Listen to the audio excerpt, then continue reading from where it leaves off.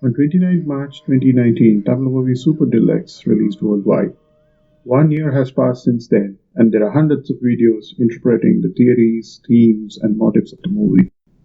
There are multiple themes in this movie: the yin yang duality, the universal oneness, the karma, the butterfly effect, and so on. But none of them explain the use of the seemingly bizarre color palette completely. That is because there is another core theme in the movie: subjective reality. My name is Vishnu. As a homage to this movie, let's look at how the director Thyagarajan Kumararaja drives home the core theme of the movie, subjective reality, in Super Deluxe. Imagine you are watching a baseball game and you are looking at a scene like this. The information reaches the brain in bits and pieces, and the brain processes it at different speeds. The brain interprets color of the scene first, motion information second, and finally, the form and shape of it. Even after everything is processed, the assembled picture is actually something like this and not that. But we don't see the world like this, do we? That is because the brain fills the missing information from what is called as associations from our memory. For example, green is associated with grass, and so on. Yes, the brain constructs the reality that we never actually saw. We perceive every scene around us like this. As we start believing in this constructed scene, a new association is formed in our brain, which helps us perceive more scenes, and the loop goes on. As we grow old, we become so good at this that the line between the perception and reality blurs. We start grouping and categorizing what we see around us through these frames because the human brain constantly tries to simplify things, and so we build and live in our own world of subjective reality. For example, when we look at this misty photograph, we perceive cold weather. That's because we associate mist with cold weather. When we look at a photograph of a person in a rectangular frame, we feel that the person is trapped because we associate cells with prison. But the most innovative use of this technique was the invention of Anaglyph 3D comics. The 3D comics has two incomplete images of the same scene, drawn in red and cyan slightly apart on a two-dimensional paper. When we wear the 3D glasses and look through them, each eye sees a different incomplete image, and the brain, as usual, tries to simplify things by filling the missing information, and we perceive what is called as the depth map. And so, we see a three-dimensional image on a two-dimensional paper. Though this technique helps us perceive depth, it has its own drawbacks. We see things that are not actually there. And this also limits the number of colors we can see because the red cyan filters out and manipulates some colors. Now, what does all this have to do with Super Deluxe? The theme of a movie reaches the audience effectively when they connect with it. Filmmakers use a technique called Shuttering to immerse us into cinema.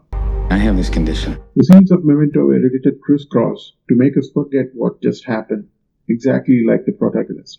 1917 was edited as a seemingly single shot to make us travel with the boys. While Memento and 1917 used physical shuttering to immerse us into the movie, Super Deluxe uses moral shuttering because the intention here is not to connect the audience with the protagonist, but to keep them at a safe distance and force them to make judgments about the characters, build their own subjective reality, and then break the beliefs into pieces.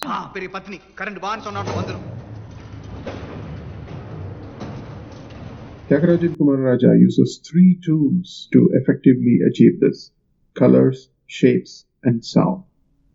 Painting the entire Super Deluxe world in a 3D comic style red cyan palette, we feel like we are reading a 3D comic book. We fill the missing backstories of the characters from the associations in our own memory. But remember, the 3D glass filters manipulate colors. In real world, red is associated with danger. But when looking through the 3D glasses, red gets manipulated and appears as white. And so, we miss to see the pure red. The rectangular frame shape is used repeatedly all over the movie. We are often looking at or looking through a rectangular frame or object. This gives us an illusion of a vantage point to make judgments about the subjects. This also traps us in our own prison world. We don't realize this consciously, but we are wearing 3D glasses and looking at the whole movie through them, just like the boys.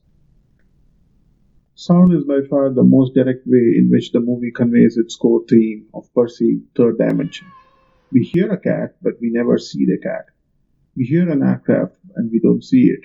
The best example of this technique is in the scene where only two people are seen talking, but Jay Sethupathiy's voiceover becomes the perceived third dimension.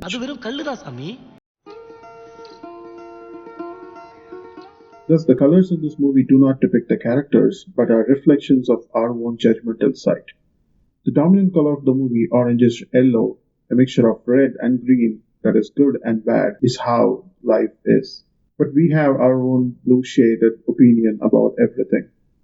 As the movie's core theme argues, these frames through which we look at life limits our abilities to see all colors.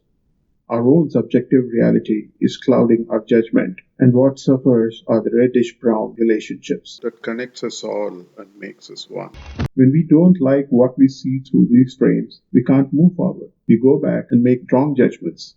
We even blame and break the frame only to struggle and replace it with a new frame. Because we refuse to accept and appreciate incomplete images as they are. We fear being opinionless. We fear being judged. And we fear the unknown. So what we need to do for life to be a super deluxe magic is to control our opinions, trash our bad and broken frames, look beyond our clouded judgments with an open mind, and observe and accept all colors of the spectrum as they are.